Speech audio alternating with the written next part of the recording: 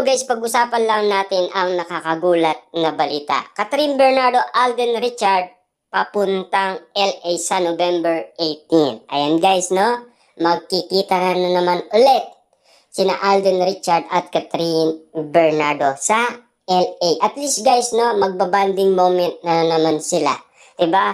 At least malalaman naman natin guys na talagang ang nangyari sa kanila guys ay napakaswerte. Kahit na sabihin na natin guys natatakot sila at kabado sila. Bago pa man ito guys, kunin ni Catherine Bernardo at Alden Richard at Derek Cathy, kabado na sila. Kasi yung kita kasi guys nung Hello Love Goodbye, baka daw hindi makaya. Diba? Kaya nga naman guys, yung amon kay Derek Cathy at Alden Richard at Catherine Bernardo, pinagbubutian nila para mapaganda guys, para at least malaman ng maraming tao guys kung gaano pinag-irapan ni na Derek Cathy at Alden Richard at Catherine Bernardo ang movie na iniingi umano guys ng mga fans matagal na.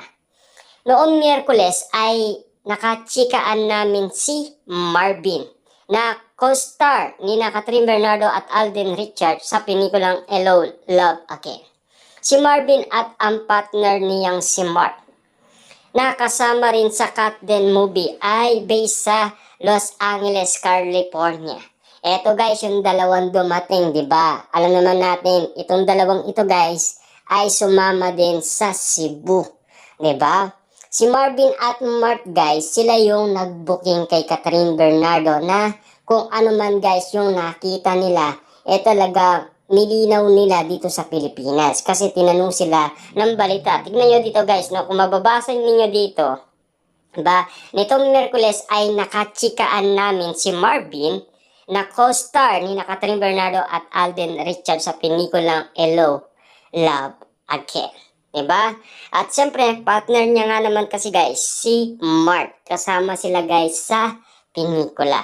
Si Mark guys, yung unang nagbitaw ng mga lihim ni Catherine Bernardo at Alden Richard. Yung nagsusubuan guys, no? Saka yung pinagluto ni Catherine Bernardo ng pork chop at sinaluan pa guys si Catherine Bernardo. At siyempre guys, kinilig nga naman sila dahil sa nangyaring subuan. Diba? Yun guys, ang moment guys na parang nagbigay palaisipan kay na Marvin at Mark ang mga nakita nila.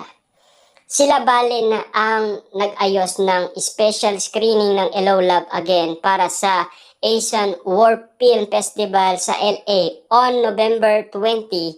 Siyempre guys, sa Culver Theater and Venue, sabi ni Marvin. Sold out na ang tickets para sa special screening na iyon ng pelikula ng Cat Den.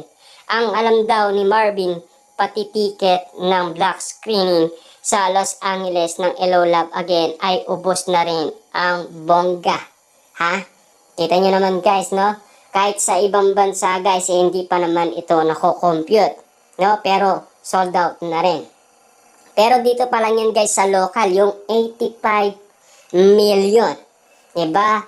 Siyempre guys, ginulat nga naman kasi tayo guys ng ABS-CBN at GMA Network sa balita nga naman guys na sa opening pa lang guys ng movie ng Hello Love Again, kumita na siya ng 85 million. Hindi pa kasali guys ang ibang bansa. Diba? Kaya nga naman guys, napakagandang pakinggan. Diba? Kasi nait nga naman nila guys yung nauna. Kasi yung una, 50 million. Siyempre, yung ngayon, 85 million. Pataas ng pataas. Ibig sabihin, pwede pa muling bumalik guys si Joy at Ethan. Ibig sabihin, hindi pa ilalaglag guys si Ethan at Joy. Hindi pa mawawala guys, 'di ba? Ipagpapatuloy pa rin guys ni Alden Richard at Catherine Bernardo ang movie ni na Ethan at Joy. Siyempre guys, napakaganda nga naman kasi ng mga moment nga naman, 'di ba? Siyempre gusto natin ito guys ang moment na 'yan, 'di ba? Lalong-lalo guys, gusto natin yung part 3 kasi noong media day, meron nang nag-request nga naman kasi, di ba? Hindi pa nga nila napapag-usapan ang kita ng Hello, Love Again. Meron na kagad nagre-request ng part 3. Anyway, darating daw sa LA sina Catherine at Alden ng November 18. Bali hanggang November 22 daw sa lugar na iyon ang dalawa. Hindi lang sure si Marvin kung after LA ay dediretso na si Hina Catherine at Alden sa Canada kung saan may special screening din daw ang Hello, Love Again. Ibig sabihin pala nito guys, ang dami na lang pupuntaan sa ibang bansa. Diba? Ganyan umano guys kasipag sina Catherine Bernardo at Alden Richard. Siyempre guys, baka November 30 nasa ibang bansa sila. Kasi kung uuwi nga naman kasi guys, si Catherine Bernardo, maalala niya umano guys, ang anniversary ng kanilang iwalayan. Baka magta-travel muna sila guys or mamamasyal. Saktong-sakto guys, di ba? 18 hanggang 22. Tapos diretso sila guys sa Canada or mag-i-stay ba sila guys sa Canada hanggang November 30 at uuwi na lang sila guys ng November 31. Wala tayong kasiguraduhan guys. Titignan na lang natin kung ano ang gagawin nila. Diba? Coming soon. Ibig sabihin, mag-iintay tayo ng update muna guys kina Catherine Bernardo at Alden Richard. Nandyan naman guys ang mga news, diba? Nandyan naman ang mga malulupit na marites dahil nakaabang yan guys sa mga mangyayaring kaganapan.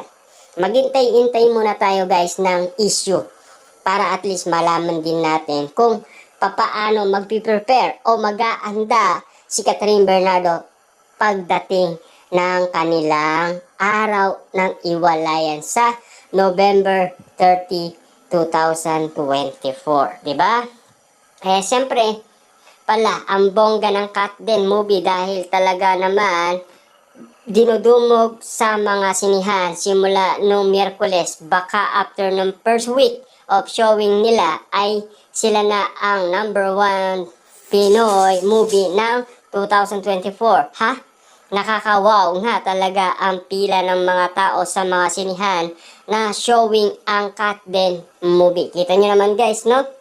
Baka daw maging number 1 ulit ang kanilang movie. Ibig sabihin, patok nga naman kasi ang kanilang pelikula.